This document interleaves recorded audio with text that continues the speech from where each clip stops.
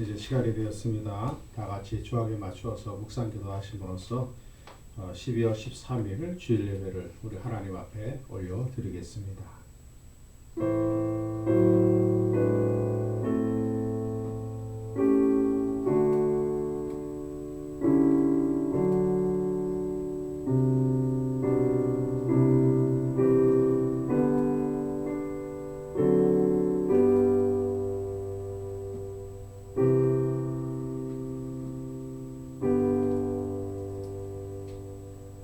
인생들아, 너희는 떨며 범죄하지 말지어다.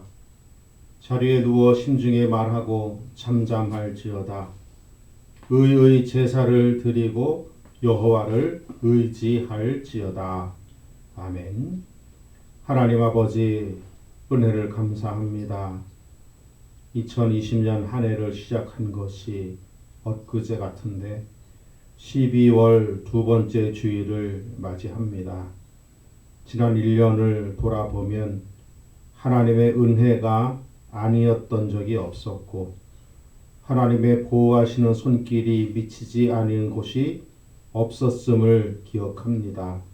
감사합니다. 2020년 한 해도 잘 마무리하게 도와주셔서 새해를 주의 은혜 가운데 맞이하도록 주님 도와 주시옵소서.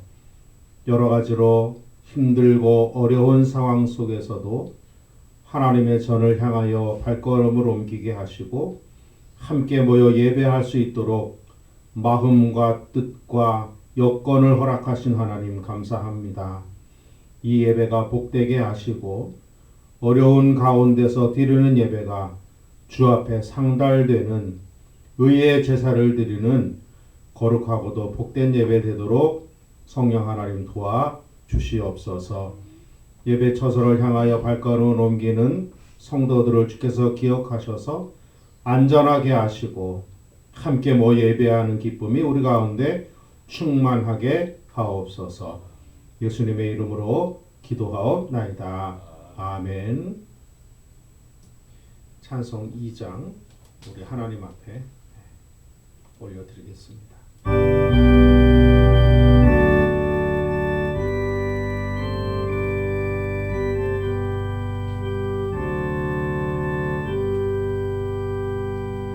찬양 성부 성자 성령 성삼위일체께 영원 무궁하기까지 영광을 돌리세 영광을 돌리세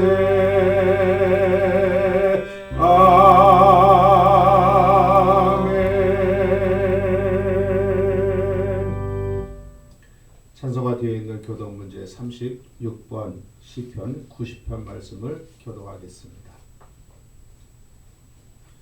찬송가 뒤에 있는 교독 문제 36번 시편 90편 말씀입니다.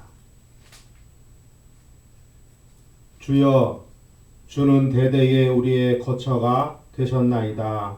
산이 생기기 전 땅과 세계도 주께서 조성하시기 전 곧 영원부터 영원까지 주는 하나님이시니이다. 주께서 사람을 티끌로 돌아가게 하시고 말씀하시기를 너희 인생들은 돌아가라 하셨사오니 주의 목전에는 천년이 지나간 어제가 되며 밤에 한순간 같을 뿐이니이다. 주께서 그들을 홍수처럼 쓸어 가시나이다. 그들은 잠깐 자는 것 같으며 아침에 돋는 풀 같으니이다. 푸른 아침에 꽃이 피어 자라다가 저녁에는 시들어가나이다. 우리는 주의 노에 소멸되며 주의 분내심에 놀라나이다.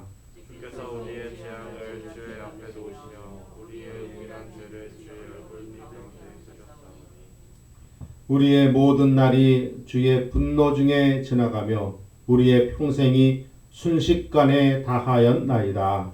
우리의 연수와 지시로 강건하며 할지라도 그 연수의 사랑은 쓰고서 그분이요 숨속히하니 우리가 알아나이다. 누가 주의 노여움의 능력을 알며 누가 주의 진노의 두려움을 알리까? 우리에게 우리날 기도하는 가르치사 지혜로운 마음을 얻게 하소서. 아멘. 사도신경으로 우리의 신앙을 하나님 앞에 고백하겠습니다.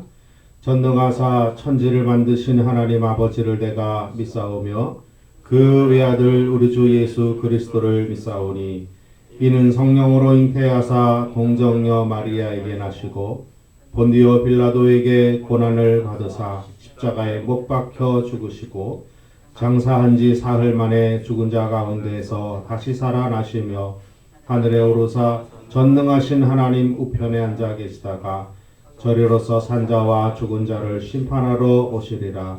성령을 믿사오며 거룩한 공회와 성도가 서로 교통하는 것과 죄를 사하여 주시는 것과 몸이 다시 사는 것과 영원히 사는 것을 믿사옵나이다.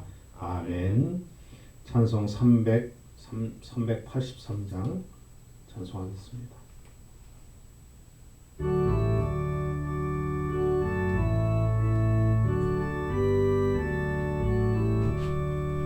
눈을 들어 산을 보니 도움 어디서 오나. 천지 지은 주 하나님 나를 도와주시네. 나의 발이 실족 않게 주가 깨어 지키며 택한 백성 항상 지켜 길이 보호하시네. 도우시는 하나님이 내게 그늘 되시니 낮의 해와 밤의 달이 너를 삼지 않겠네.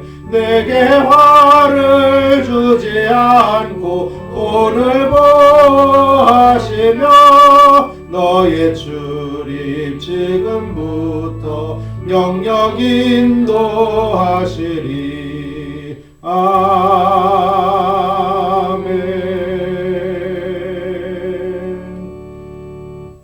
기도하겠습니다. 걸어가신 하나님 아버지, 지난 한 주간도 하나님께서 은혜 가운데 붙드셔서 살게 하시고 거룩한 주일을 맞이하여 하나님의 귀한 성도들이 주 앞에 모여 예배합니다.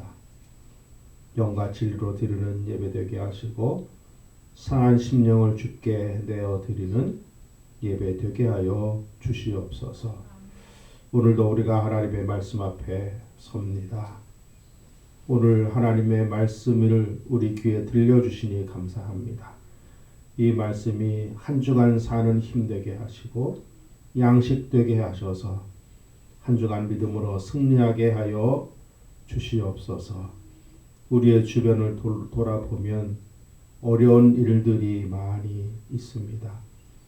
원하지 않는 코로나로 인하여 온 지구촌에 온 국가가 신음 가운데 있습니다.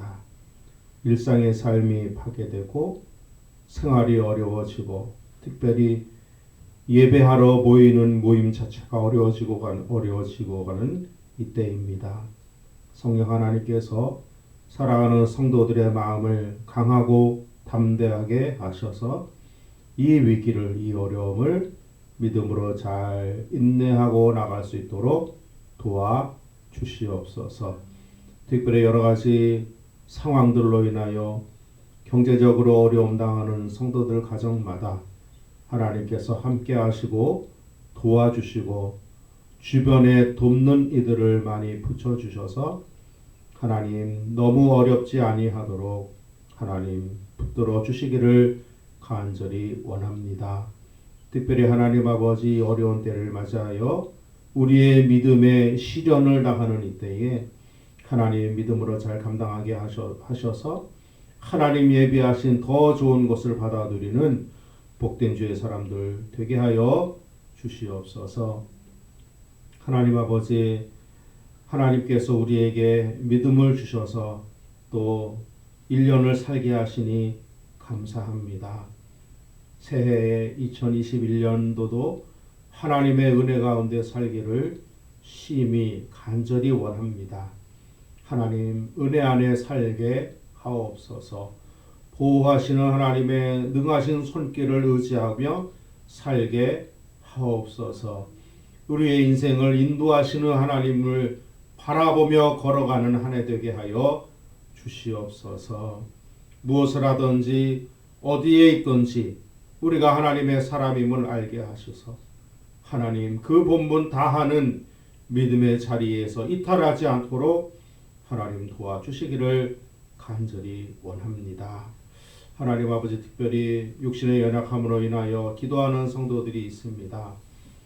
날마다 우리의 몸은 후패해 가지만 우리 속사람은 날마다 새로워지게 하셔서 우리 인생을 붙드시는 하나님을 의지하게 하시고 마음의 평안이 우리 가운데 있게 하시며 하나님께서 치료하는 광선을 바라셔서 송아지처럼 뛰는 기쁨으로 노래하는 복을 누리게 하여 주시옵소서. 주님 이 땅에 계실 때에 연약하고 병들고 수고하고 무거운 짐을 지치고 신음하는 인생들을 불쌍히 여기셔서 그들을 도우시고 고치시고 살게 하신 것을 기억합니다.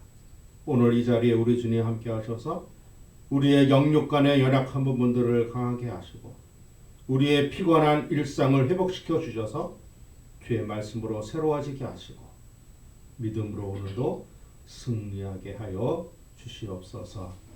특별히 하나님 젊은이들에게 은혜를 더하여 주셔서 그들의 일생을 우리 하나님께 의지하게 하시고 젊어서 하나님을 기억하고 믿음 가운데 사는 것이 얼마나 큰 복인지를 알아서 하나님께 늘 감사하는 인생 되어지도록 주님 도와 주시옵소서.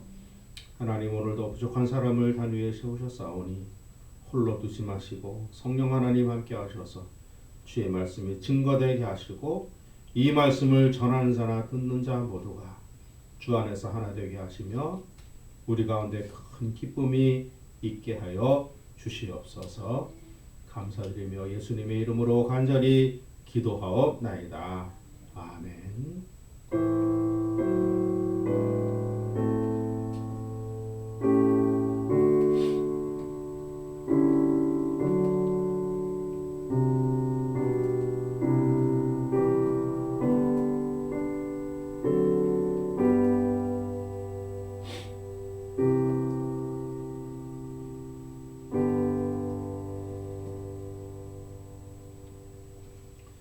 하나님의 말씀을 봉독해 드리겠습니다. 봉독해 드릴 하나님의 말씀은 시편 98편 1절 한 절 말씀입니다. 구약성경 874페이지에 있습니다. 시편 98편 1절 말씀 한 절 말씀입니다. 우리 찾으셨으면 우리 한 목소리로 함께 봉독하겠습니다. 시편 98편 1절 한 절 말씀입니다. 시작. 새 노래로 여호와께 찬송하라. 그는 기이한 일을 행하사 그의 오른손과 거룩한 팔로 자기를 위하여 구원을 베푸셨음이로다. 아멘. 사랑합니다. 좌우로 인사 한번 나눠보실까요? 사랑합니다. 예, 사랑합니다. 눈이 와서 그렇죠? 예, 눈이 와서 밤새 눈이 조금 왔어요. 그리고 지금도 눈이 오는 것 같은데 그래도 참 우리나라 좋은 나라 같습니다. 예, 밤에 눈이 오면 공무원들이 잠자지 않고 일어나서 제설 작업을 싹 해놔요. 오늘 아침에 일찍 나오다 보니까 도로를 이미 다 놓아서 염화가시 많이 뿌려놔가지고 다 녹고 그래서 참 좋은 나라다 그런 생각을 합니다. 예, 특별히 코로나로 인해서 지금 온 세계가 우리나라도 큰 어려움 가운데 있습니다. 900명 선을 오르고 내리고 한다는데 좀 심각해지죠. 전에는 설마 우리가 걸리겠어? 설마 내가 걸리겠어? 라는 생각을 했는데 지금은 나도 걸릴 수 있겠구나 그런 생각이 조금 듭니다. 그래서 이거 참 어딜 가나 조심하고 그래야 되겠습니다. 더 안타까운 것은 성탄절이 곧 다가오는데 그렇죠?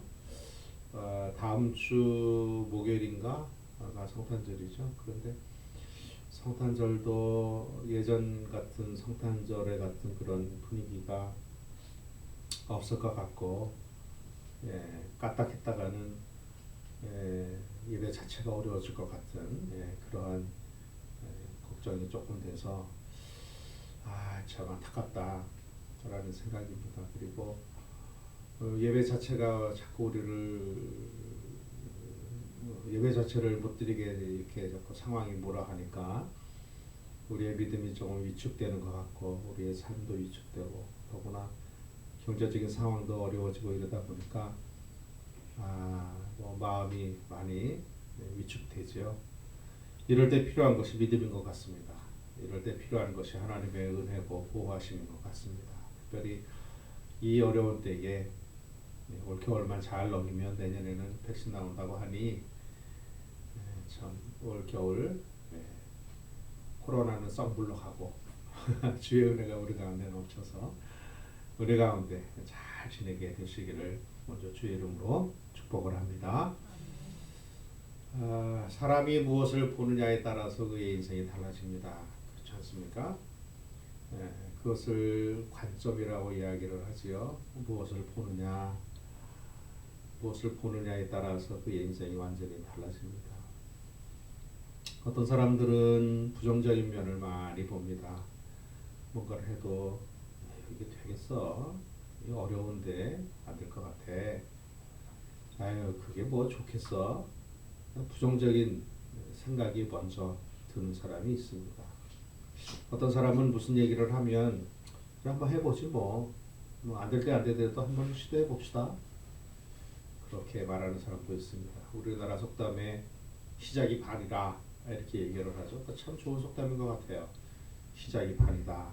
일단 시작을 하면 반은 하고 들어가는 것이죠. 그래서 제가 아는 목사님 중에 한 분은 70이 다 되셨는데 뭐 운동도 새로 시작하고 어학 공부도 새로 시작하고 뭐 그런 분이 있어요. 유튜브에도 막 자기의 운동하는 거를 올리고 하는 그런 분이 있습니다. 그래서 속으로 참 부럽다. 나는 왜 못할까? 그런 생각을 문득 한 적이 있습니다. 무엇을 보느냐에 따라서 그 사람의 인생이 완전히 바뀝니다. 먼저 축복합니다. 우리는 세상 바라보지 않고 하나님 바라보는 눈 가지고 사는 은혜가 있기를 먼저 주의 이름으로 축복합니다. 아멘. 하나님을 바라보면 긍정적인 사람이 됩니다. 하나님을 바라보면 시련 가운데서도 승리하게 됩니다. 가만히 생각을 한번 해보세요.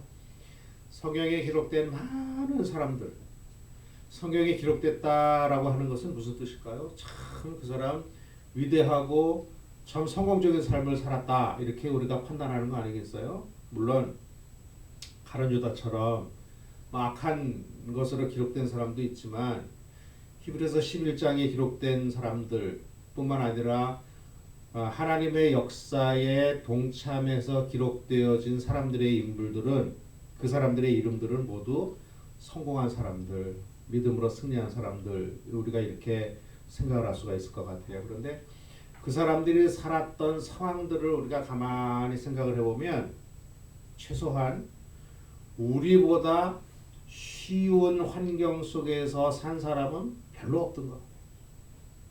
가만히 한번 생각을 해보세요. 성경에 기록된 위대한 믿음의 사람들의 상황과 그들의 시대적인 그런 것들을 이렇게 한번 생각을 해보면 오늘날 우리가 살고 있는 이 시대나 이러한 상황보다 결코 쉬운 세상을 산 사람은 거의 없지 않나 생각을 합니다. 그렇게 본다면 그들은 그 어려운 상황 속에서도 성공한 사람들. 왜 성공했을까요?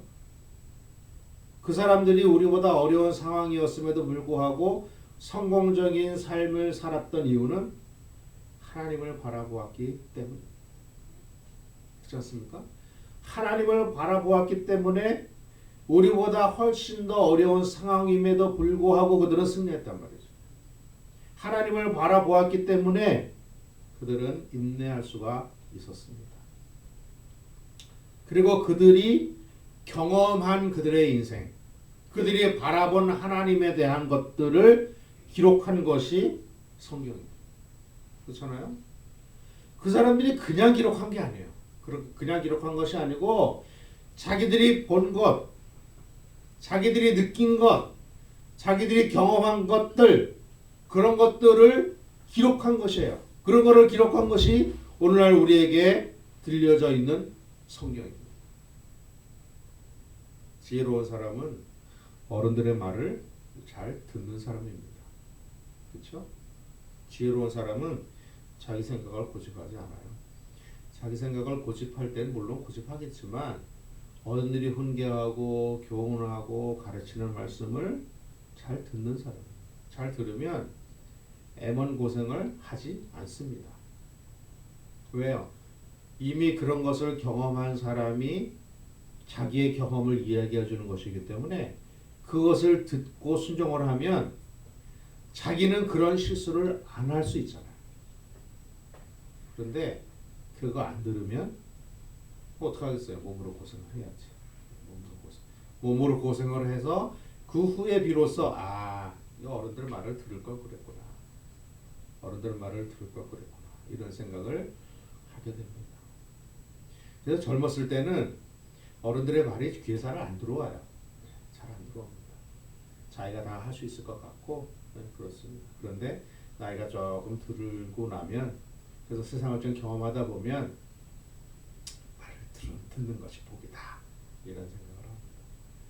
특히 하나님의 말씀은 하나님을 경험한 사람, 하나님을 바라본 인생들이 기록한 책이라고. 어른 중에서도 큰 어른들이 기록한 책이에요. 그러니 그거 보고 그거 읽으면 이런 거구나 라고 받아들이면 그게 복입니다. 그게 복이에요.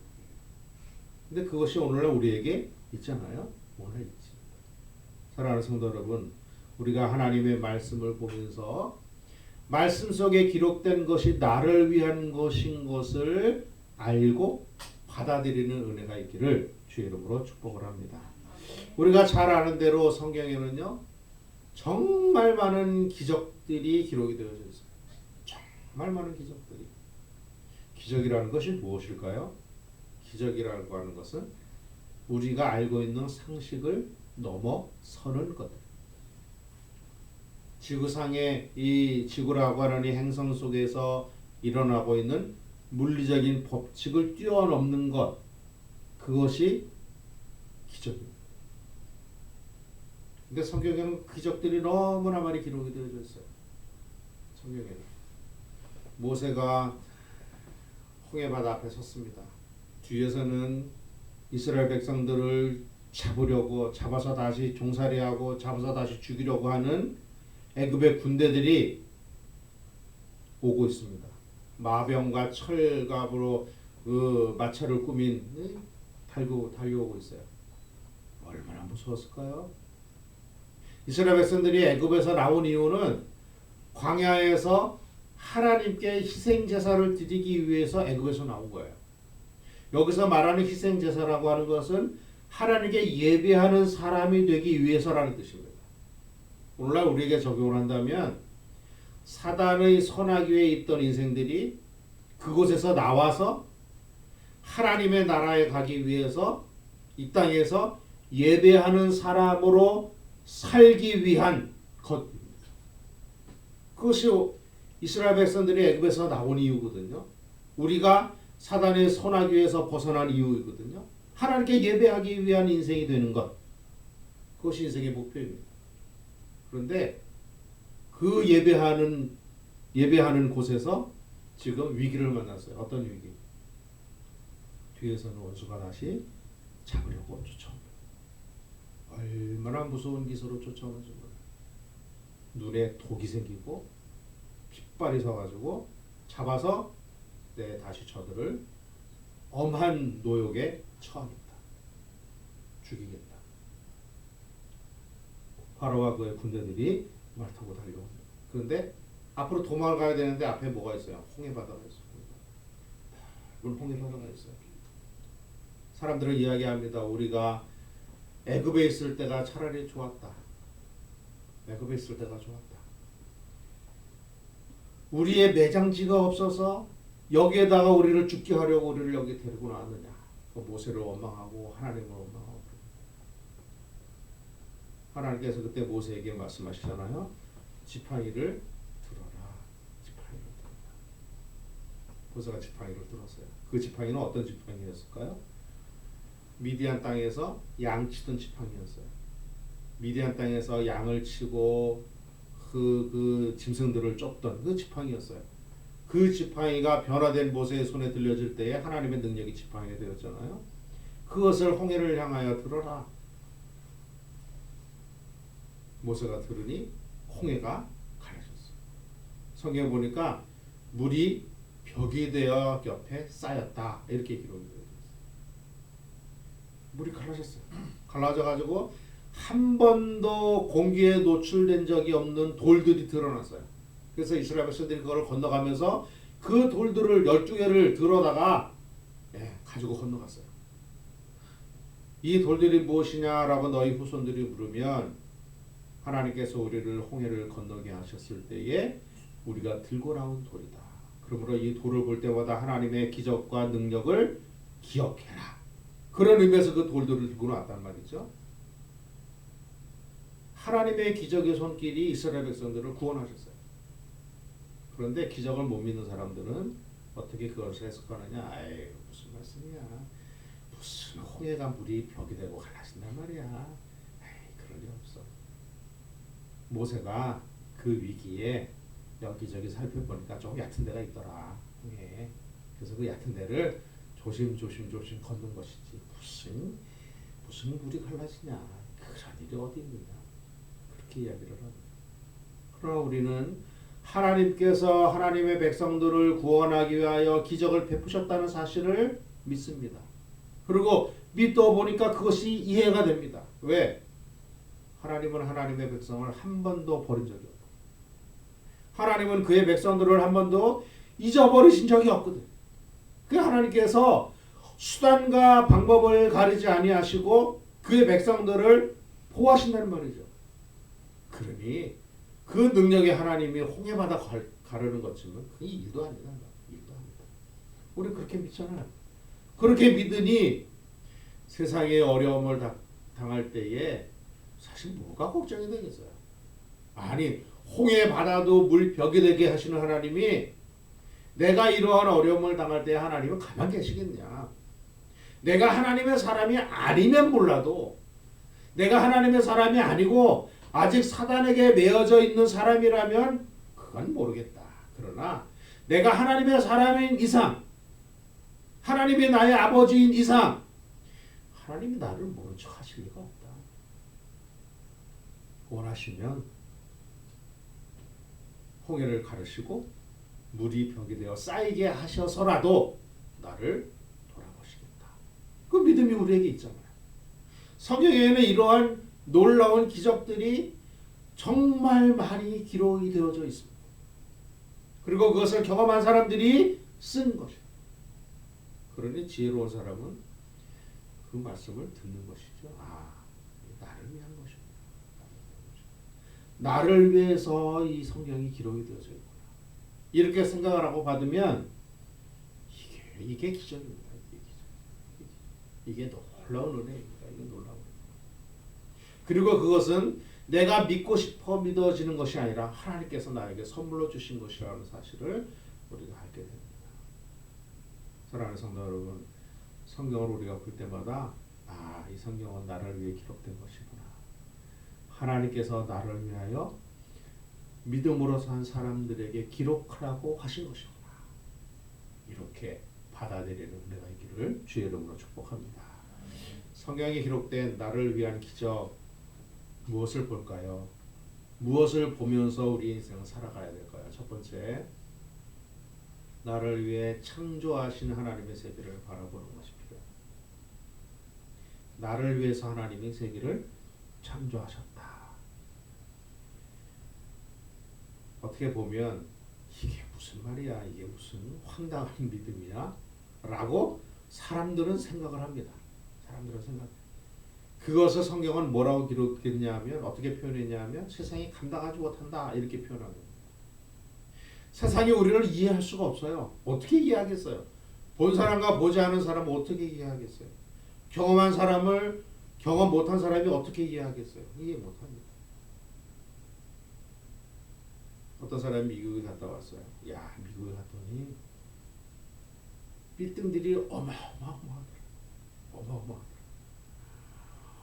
와, 하늘 높은 줄 모르고 올라간 빌딩들이 얼마나 많은지 모른다. 사람들은 또 얼마나 키가 큰지 모른다. 먹을 것이 얼마나 많은지 모른다. 도로가 얼마나 넓은지 모른다. 이야, 별천지더라, 별천지. 그리고 그랜드 캐년이라고 하는데 가봤더니 계곡이 얼마나 큰지, 와, 진짜 굉장하더라. 안 가본 사람이 말합니다. 에이, 무슨 말이야? 그런 데가 어딨어? 그런 데가 어딨어? 가본 사람은 안 가본 사람은 이길 수가 없어요. 왜냐면 끝까지 아니거든. 끝까지. 경험하지 못한 사람은 경험한 사람을 이해할 수가 없어요. 이해할 수 없어요. 그러니 세상이 우리를 보고 뭐라 그래요? 저 사람들 조금 이상하다. 이상하다. 성경은 그래서 우리를 술 취한 사람 같이 성령에 취한 사람이라고 이야기합니다. 성령에 취하면 겁날 게 뭐가 있겠고, 두려울 게 뭐가 있겠고, 뭐 못할 게 뭐가 있겠고, 그렇지 않습니까? 하나님께서 나를 위하여 세계를 창조하셨습니다. 높은 하늘을 나를 위해서 만드셨고, 공기, 맑은 공기 나를 위해서 만드셨어요. 하늘나는 공중의 새도 나를 위해서 만드셨고, 들에 있는 풀도 나를 위해서 만드셨어요. 그래서 공중 나는 새와 들에 핀 꽃들과 이런 것들을 자세히 들여다보면 하나님의 손길이 보이는 거예요. 그런 것들을 자세히 들여다보면 하나님이 얼마나 나를 위해서 이런 것들을 이렇게 만드셨을까. 나를 위해 만들었다는 것이 중요합니다. 나를 위해서 만들었어요. 그 하나님의 만드신 세계를 이해할 때에 하나님이 심심해서 만드셨나 보다 이렇게 생각을 하면 은혜가 안 돼요. 나를 위해 만드신 거예요. 나를 위해서. 이렇게 생각을 할 때 그것이 비로소 자세히 보이게 되고 은혜가 되게 보입니다. 가만히 생각을 해보세요. 세계에 있는 모든 것들은 하나님이 만드신 것들이에요. 하나님이 만드신 거예요. 말씀으로 만드신 거예요. 창세기 1장부터 3장까지에는 하나님의 놀라운 창조의 역사가 기록이 되어 있어요. 근데 세상은 그것이 저절로 생겼다고 합니다. 저절로 생겼다고 합니다. 뭐 먼지가 폭발했다고 그러죠. 저절로 생겼다고 합니다. 그것은 물리적인 법칙 안에서 이해하는 것이에요. 물리적인 법칙 안에서. 그럼 그 먼지는 어디서 생겼냐? 그건 모르겠다. 왜? 그게 한계잖아요. 그러나 성경은 분명히 얘기해요. 하나님이 계셨고 그 하나님의 세계를 말씀으로 만드셨다. 이렇게 말씀하십니다. 그리고 사람을 아메바에서 시작된 진화된 존재가 아니라 하나님께서 하나님의 형상을 따라서 만든 것이 인생이라 이렇게 말합니다. 생각을 해보세요. 만약에 우리가 그 작은 그 세포에서부터 시작돼서 이렇게 인생이 되었다라고 생각을 하면 거기에 무슨 존엄성이 있겠어요? 거기에 무슨 가치가 있겠어요? 아메바나 나나 다를 게 없잖아요. 거기에 무슨 인간성이 있겠고, 거기에 무슨 철학이 있겠고, 거기에 무슨 존엄함이 있겠어요? 유물론이 거기서 시작되는 거 아니겠어요? 사람은 한낱 원소 덩어리에 불과하다. 사람을 분석하면 철이 얼마큼 있고, 뭐 마그네슘이 얼마큼 있고, 뭐 얼마큼 있고, 뭐 지방이 얼마큼 있고, 단백질이 얼마큼 있고 이렇게 분석하는 것이 유물론 아니겠어요?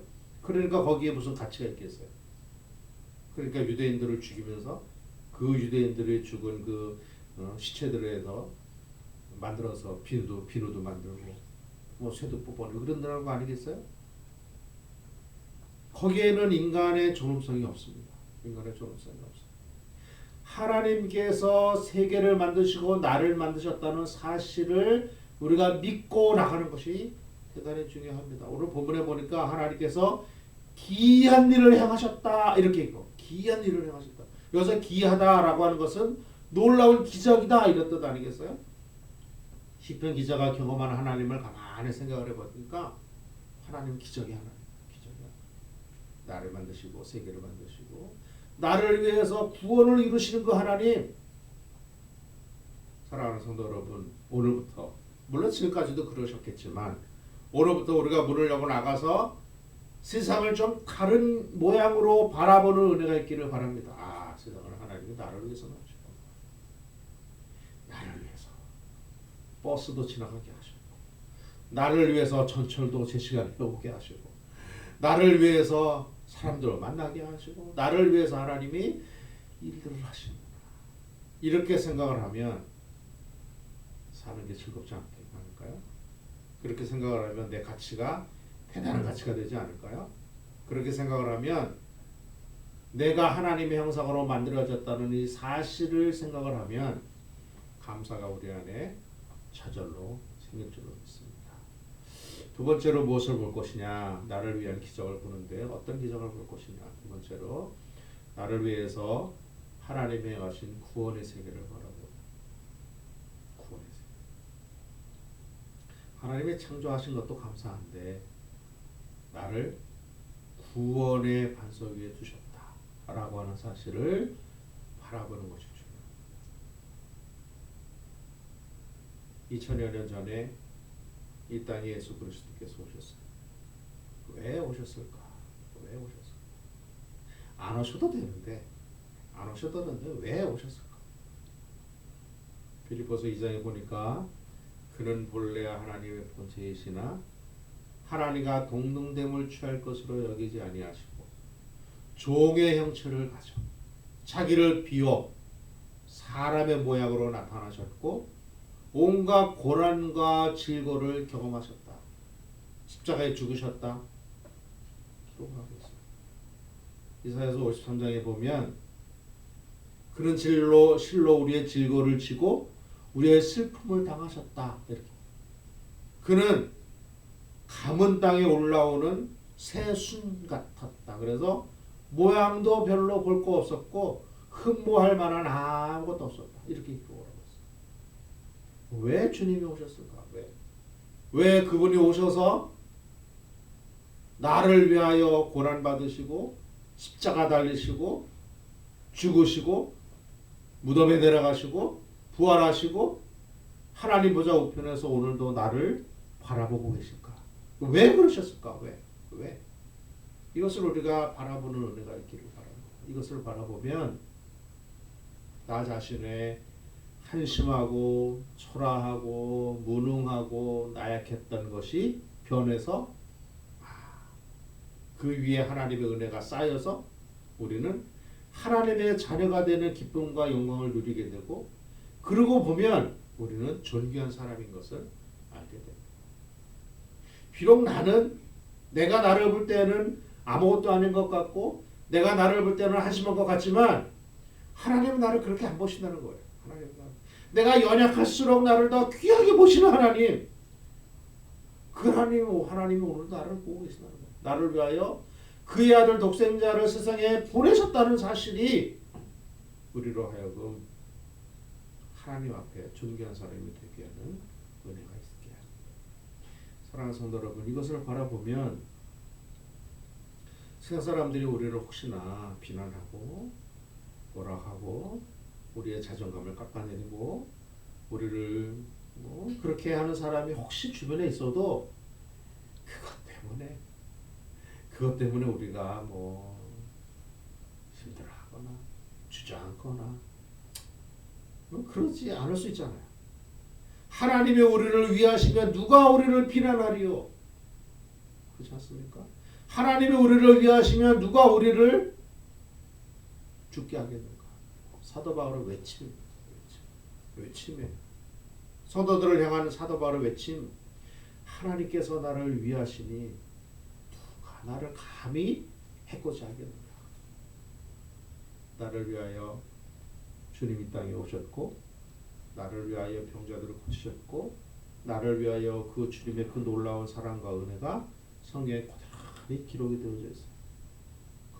그러니 우리가 성경을 바라볼 때마다 그 예수 그리스도의 그 사역과 그 은혜와 사랑과 능력들이 야, 이게 나를 위한 것이구나. 이렇게 바라보고 이렇게 느끼고 경험하면 뭐 이 코로나 팬데믹이 문제겠어요? 경제적인 어려움이 문제겠어요? 우리보다 훨씬 더 어려움 가운데 있던 사람들이 그 하나님의 말씀과 하나님을 경험하고 성공을 하는 인생을 살았는데 그게 뭔 큰 대수겠습니까? 나를 위한 구원의 세계를 바라보는 은혜가 있기를 주의 이름으로 축복합니다. 또 세 번째로 무엇을 바라볼까? 무엇을 바라보면 우리의 인생이 성공적인 인생이 될까? 세 번째로는요, 믿음의 세계를 바라보는 것이에요. 믿음의 세계를 바라본다. 우리 뒤에는 우리를 응원하는 많은 사람들이 있습니다. 우리의 눈을 조금 크게 뜨고 우리의 마음에 있는 눈을 부릅뜨면 보입니다. 근데 무엇처럼 우리를 둘러쌌냐 하면 구름처럼 둘러싸였어요. 구름처럼. 우리의 이 육신의 눈으로는 안 보여요. 그러나 믿음의 눈을 떠서 바라보면 우리 뒤에서 우리 주변에서 우리를 주목하면서 와 걱정하지 마라. 조금만 견디면 우리처럼 된다. 어린아이가 발가락으로 때려가고 있습니다. 온 식구가 거실에 둘러앉아 있어요. 거실에 둘러앉아서 아이고 우리에게 한번 걸으려고 한다. 엄마 아빠가 어떻게 해요? 주변에 있는 할머니 할아버지들 이모 삼촌들이 어떻게 해요? 박수칠 준비하고 있잖아요. 그렇죠? 박수칠 준비하고 있어요. 조금만 일어나려고 그러면 와 박수 치잖아요. 일어나서 걸으려고만 하면 그냥 일어났다. 그 애기보다 주변에 있는 분들이 더 좋아하고 더 즐거워요. 구름처럼 둘러싼 허다한 증인이라고 한다면 그런 것이라고 저는 생각해요. 우리 주변에서 우리를 바라보고 있어요. 야, 믿음의 세계로 들어와라. 믿음의 세계로 들어와라. 하나님이 너의 인생을 인도하신다. 믿음의 세계로 들어와라. 자, 들어와. 박수치고 있어요. 격려하고 있어요. 믿음의 세계를 경험을 하면 걱정이 사라지는 줄로 믿습니다. 믿음의 세계라는 것은 무엇이에요? 기도하면 이루어진다는 것을 아는 것입니다. 그렇잖아요? 나는 다른 건 다 몰라도 기도하니까 되더라. 이 믿음의 세계를 경험하는 거 아니겠어요? 내가 어려운 가운데 있지만 그래도 살 길이 열리더라. 왜? 이쪽 문이 닫히면 이쪽 문을 열어주시는 하나님 경험했거든요. 그러니까 하나님이 또 살 길을 주시겠지. 나 그냥 믿고 가. 믿음의 세계를 경험하는 거 아니겠어요? 자녀들을 바라보면서도 지금은 조금 그래 보여도 하나님이 아마 저 인생은 붙들어 주실 거야. 믿음의 세계를 경험한 거 아니겠어요? 우리가 눈을 조금만 크게 뜨면 믿음의 세계가 우리 눈에 펼쳐져 있어요. 그것을 바라보는 것이에요. 그것을 바라보면 담대함이 생기고 용기가 생기고 힘이 생기고 능력이 생기는 줄로 믿습니다. 우리의 과거를 가만히 돌아보세요. 하나님의 손길이 아닌 적이 단 한순간도 없었고 하나님의 보호하시는 은혜가 아닌 적이 단 한순간도 없었음을 우리는 압니다. 하나님이 만약에 세상 가운데 나를 홀로 두셨다면 내가 저기까지 어떻게 살아왔을까? 그 위기를 내가 어떻게 견뎠을까? 지금 생각해보니 어떻게 내가 그 어려운 시기를 견뎠는지 까마득하다. 기억도 안 난다. 하나님의 은혜 아니고는 믿음으로 돌파하지 않았다면 이게 도대체 이해가 되지 않는다. 그 우리 인생 아니겠어요? 이 믿음의 세계를 바라보는 겁니다. 그러므로 믿음의 눈을 가지고 나를 바라보아야 돼요. 믿음의 눈을 가지고 자녀들을 바라보아야 돼요. 믿음의 눈을 가지고 교회를 바라보아야 돼요. 믿음의 눈을 가지고 국가와 나라를 바라보아야 돼요. 그래야 비로소 긍정적인 면이 보이고 그래야 비로소 살 길이 열리기 마련입니다. 하나님이 하나님의 자녀된 우리들을 그냥 버려두지 아니하신다라고 하는 믿음이 우리에게 있습니다. 하나님이 피로 값주고 세우신 하나님의 교회를 그대로 버려둘 것 아니다라고 하는 것이 우리의 믿음입니다. 하나님께서 이 나라와 이 민족을 그냥 두시겠느냐? 그렇지 않으실 거다. 또 우리의 믿음입니다. 왜요? 지금도 기도원 골짜마다 산 깊은 곳에서 보이지 않는 곳에서 다락에서 골방에서 기도하는 분들이 많이 있거든요. 많이 있거든요. 엘리야가 말합니다. 하나님, 나 혼자 이제 남았습니다. 나를 거두어 가십시오. 그럴 때 하나님께서 말씀하시잖아요. 바알과 아세라에게 절하지 않은 7,000명의 선지자를 내가 남겨두었다. 아합 시대의 그 패역한 세대에 우상이 창궐하고 악한 세력이 지배하던 그 세대에도 하나님께서 의로운 사람 7,000명을 남겨주셨단 말이에요. 그렇다면 오늘날 이 나라에도 하나님의 신실한 사람들을 남겨두셨단 말이에요. 그루터기를 남겨두셨단 말이에요. 그걸 믿는 것이 믿음이에요. 그것을 믿는 것이 믿음. 우리가 그 중에 한 사람이 되어야 한다는 사명감을 갖는 것이 믿음이에요. 그러므로 믿음의 세계를 바라보는 인생이 되시기를 주의 이름으로 축복합니다. 믿음의 세계를 바라보면 인생이 변합니다.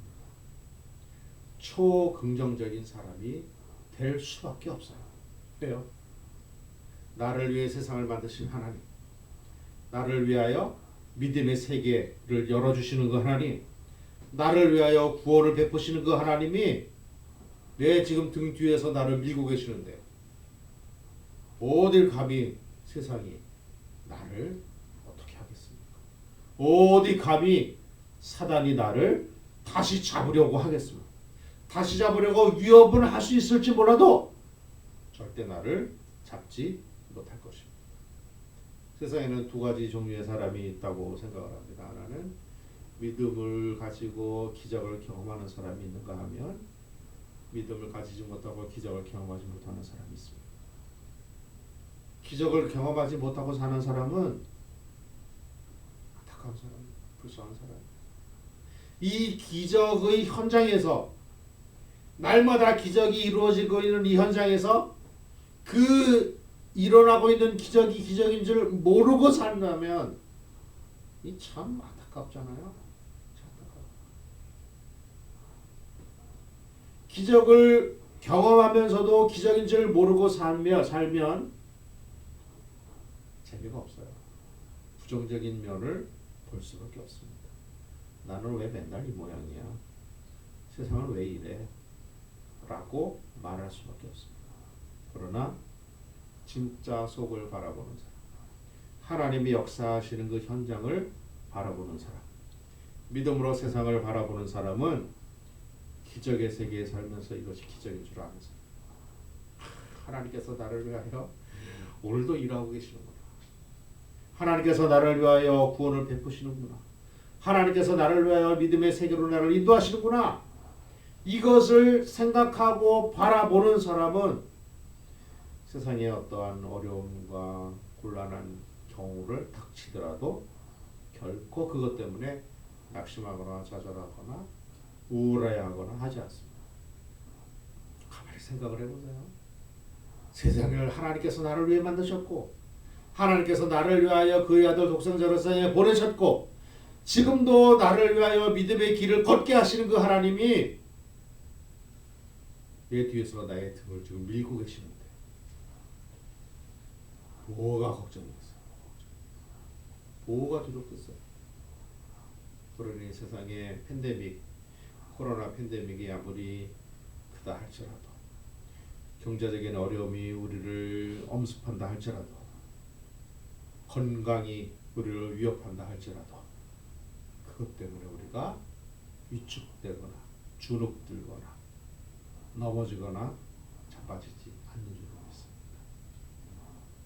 믿음으로 살아간 성경의 수많은 사람들은 우리보다 훨씬 어려운 몇 배, 몇십 배 어려운 상황 속에서도 믿음으로 성공적인 인생을 살았던 사람, 위대한 삶을 살았던 사람입니다. 그 사람들이 기록한 것이 성경입니다. 그렇다면 그 성경을 보면서 야, 하나님이 나를 위해서 기록하셨구나. 오늘도 이 말씀은 나를 위한 것이구나. 이렇게 생각을 하고 바라보면 이 하나님,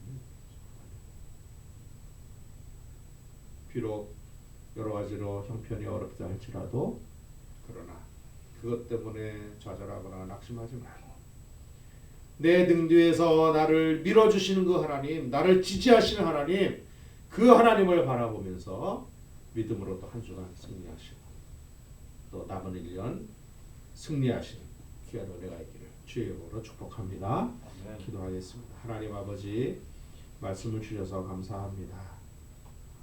하나님께서 나를 위하여 성경에 기록한 모든 것들이 믿어지게 하시고, 나를 위하여 세상을 만드시는 하나님, 나를 위하여 구원을 베푸시는 하나님, 나를 위하여 오늘도 믿음의 길 걷게 하시는 하나님을 바라보는 눈 있게 하여 주옵소서. 그리하여 나를 위협하고 나를 붙잡으려고 하는 모든 악한 것들로부터, 모든 어려운 일들로부터 우리가 위축되지 아니하고 두려워하지 아니하고 승리의 길로 나아가는 모든 주의 사람들 되게 하여 주시옵소서. 2020년 한 해를 주의 은혜 가운데 잘 마무리하게 하시고 2021년 한 해도 믿음의 눈을 가지고 하나님을 바라보며 승리하는 복이 있게 하여 주시옵소서. 예수님의 이름으로 기도하옵나이다. 아멘. 찬송 54장 찬송하면서 하나님께 드린 예물 봉헌하겠습니다.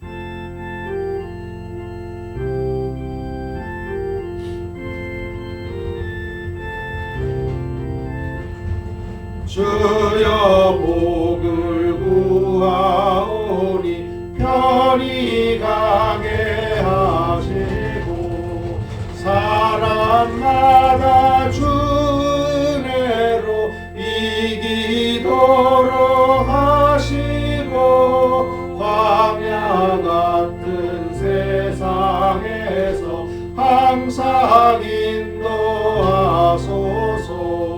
주의 복된 말씀 듣고 무한 감사합니다. 구원받은 주의 성도 열매 맺게 하시며 하나님이 우리 함께 항상 계시옵소서. 아멘.